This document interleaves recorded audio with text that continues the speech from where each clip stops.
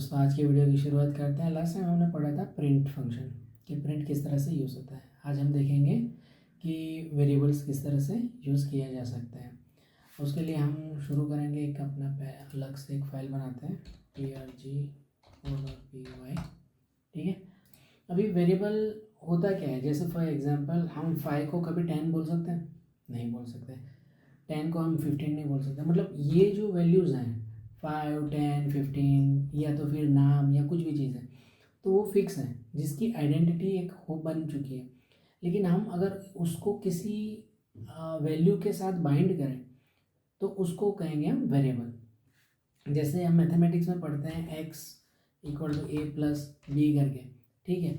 तो ए और बी कोई वैल्यू के साथ यूज़ होता है कि ए को हम 10 समझते हैं, बी को हम 15 समझते हैं। द सेम थिंग यहाँ पे वेरिएबल्स को यही चीज़ बोली जाती है। फॉर एग्जांपल हमने पहले आगे के एक प्रोग्राम में देखा था कि हमने एक्स वाई जी लिखा था। X equal to 10, Y equal to 20, ऐसा कुछ लिखा हुआ था।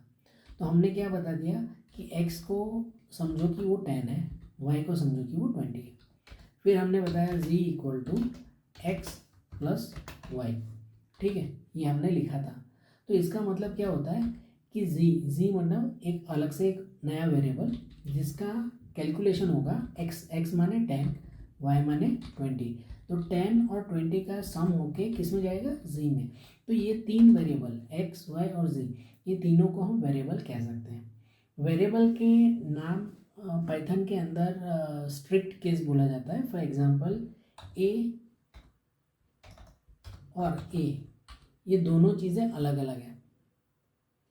ये ए वेरिएबल ये भी अलग है, ये ए वेरिएबल ये भी अलग है। यहाँ पे पाइथन के अंदर केस सेंसिटिव है वेरिएबल्स। ठीक है। तो अगर आप कोई वेरिएबल का नाम बनाते हो तो उसी नाम से आप कंटिन्यूसली यूज़ करना पड़ेगा। आप नंबर लिखने के बाद कहीं पे कैपिटल नंबर नहीं लिख सकते। अगर ये कैपिटल नंबर आप लिखते हो फॉर एग्जाम्पल इक्वल टू 5 और इसका इक्वल टू 10, तो अब ये दोनों अलग अलग वेरिएबल हैं। ठीक है। जैसे मैं प्रिंट कराता हूँ, प्रिंट नंबर कॉमा नंबर। ठीक है। Number equal to this comma number equal to this. ठीक, हम रन करते हैं पाइथन prg4.py। देखिए हमें दोनों वैल्यू अलग अलग मिली। ठीक है। तो पाइथन के अंदर वेरिएबल का नाम केस सेंसिटिव है। जिस हिसाब से आप नाम लिखोगे उसी हिसाब से आपको यूज़ करना है। अभी आप यूज़ करने का मतलब तो मैंने लास्ट सेक्शन में बता दिया, और यहाँ पे भी आप देख सकते हो कि हम कैलकुलेशन में किस तरह से यूज़ कर सकते हैं। पाइथन के अंदर जो वेरिएबल के नाम है आप उसको अंडरस्कोर से स्टार्ट कर सकते हो, लेकिन आप फॉर एग्जांपल इस तरह से नहीं लिख सकते। ठीक है। आप कोई स्पेशल कैरेक्टर से वेरिएबल का नाम शुरू नहीं कर सकते, जैसे ब्रैकेट हो गया, डॉलर साइन हो गई, या इस तरह से आप यूज़ नहीं कर सकते। अगर आपको किसी भी वेरिएबल का नाम यूज़ करना है तो either use underscore for the initial, या तो फिर कोई कैरेक्टर से आप स्टार्ट कर सकते हो। कोई भी कैरेक्टर का नाम डालो और फिर वो आपका वेरिएबल नेम हो जाता है। या तो इनिशियल पहला होना चाहिए अंडरस्कोर, दो में से एक चीज़। दूसरी चीज़, वेरिएबल का नाम में स्पेस नहीं हो सकती। फॉर एग्जांपल मैं अगर लिखूँ टोटल वैल्यू इक्वल टू 10, तो ये पूरा एक वेरिएबल नहीं कहला सकता, क्योंकि इसके बीच में ये स्पेस है। Space is not allowed between the variables. अगर आपको अलग करना है यू कैन यूज़ अंडरस्कोर। आपको अगर सेपरेट करना है तो उसको अंडरस्कोर यूज़ कर सकते हो। आप माइनस साइन भी यूज़ नहीं कर सकते क्योंकि ये कैलकुलेशन में यूज़ होती है। तो अगर आपको सेपरेशन करना है आप इस तरह से कर सकते हो। ठीक है।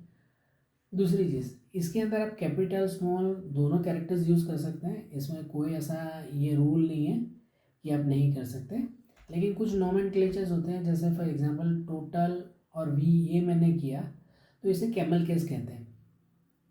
इसको कैमल केस कहते हैं क्योंकि इसके अंदर पहला लेटर हमेशा स्मॉल रहेगा, उसके बाद का कोई भी अगर लेटर आता है सेपरेशन के लिए उसे कैपिटल कर दे, टोटल वैल्यू फॉर नंबर, जैसे ये मैंने वेरिएबल बनाया तो इसे हम कहेंगे कैमल केस। एक और केस आता है total underscore value underscore for underscore number equal to 10। ये मैंने वेरिएबल बनाया, इसे भी एक केस बोलते हैं, इसे बोलते हैं स्नेक, मुझे ध्यान है तब तक, इसे स्नेक केस बोलते हैं, जिसके अंदर सेपरेशन होता है अंडरस्कोर से, लेकिन सारे वेरिएबल्स रहेंगे स्मॉल लेटर्स के अंदर। ठीक है, तो वेरिएबल का नाम आप कंटिन्यूस देना होता है, इसमें आप फुल स्टॉप भी नहीं लगा सकते, फुल स्टॉप से ऑब्जेक्ट चेंज मतलब वेरिएबल का नाम डिफाइन नहीं हो पाएगा। आप इसके अंदर फॉर एग्जांपल मैं अगर फुल स्टॉप लगाता हूँ तो ये अलाउड नहीं है। अलाउड क्या है, या तो कंटिन्यूस होना चाहिए, अगर सेपरेट करना है आप अंडरस्कोर से कर सकते हो, या कैमल केस या स्नेक केस फॉलो कर सकते हो। ठीक है, ओके, तो ये बात होगी वेरिएबल की। वेरिएबल चेंजेबल होता है, फॉर एग्जांपल हमने ऊपर x इक्वल टू 10 लिखा है, यहाँ पे प्रिंट करते हैं, print value of x equal to x। ठीक है, ये मैंने लिखा, इसे हटा देता अभी फिलहाल। एक और चीज़ मैं साथ में बता देता हूँ, कमेंट।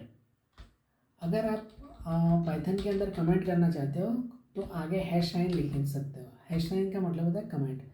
कमेंट का पर्पस होता है प्रोग्राम के अंदर एज ए इंफॉर्मेशन, ये प्रोग्रामर के लिए एक इंफॉर्मेशन रहती है, वो एग्जीक्यूट नहीं हो सकती, उसे वो चेक करेगा ही नहीं, वो बाईपास कर देगा।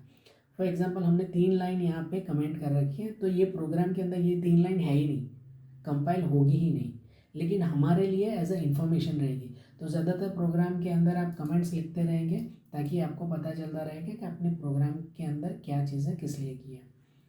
ठीक है, चलिए इसे रन करते हैं एक बार और समझते हैं। देखिए मुझे आउटपुट क्या है, number equal to 5, sorry save नहीं किया हमने प्रोग्राम को। हाँ जी, देखिए अगर हम सेव नहीं करते तो हमारा पुराना वाला ही एग्जीक्यूट होता है, ये भी एक हमें जानने को मिल गया। अभी हम रन करते हैं इसको। Value of x equal to 10, यहाँ पे हमने 10 डाला था इसलिए 10 हो गया। ठीक है, अभी मैं x equal to Rakesh Patel करता हूँ।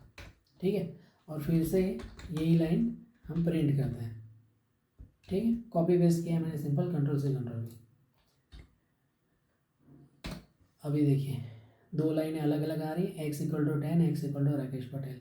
इसका मतलब ये आप वेरिएबल के वैल्यू में कभी भी कोई भी वैल्यू चेंज कर सकते हैं। इसके अंदर कोई ऐसा डेटा टाइप वाला फंडा नहीं है कि आपको स्ट्रिक्टली अगर वेरिएबल का इनिशियल हमने इंटीजर किया है तो उसी को इंटीजर ही कैलकुलेट किया जाए।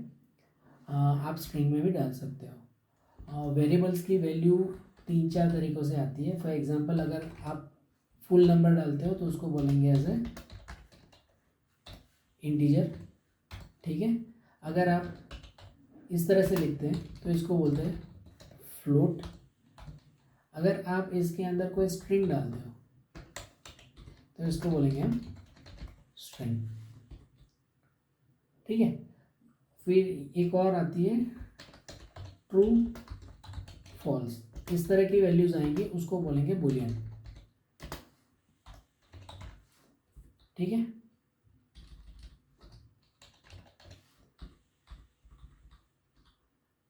ठीक है, तो इस तरह से हम वेरिएबल की वैल्यूज़ को आइडेंटिफाई कर सकते हैं कि कौन सी वैल्यू किस तरह से है।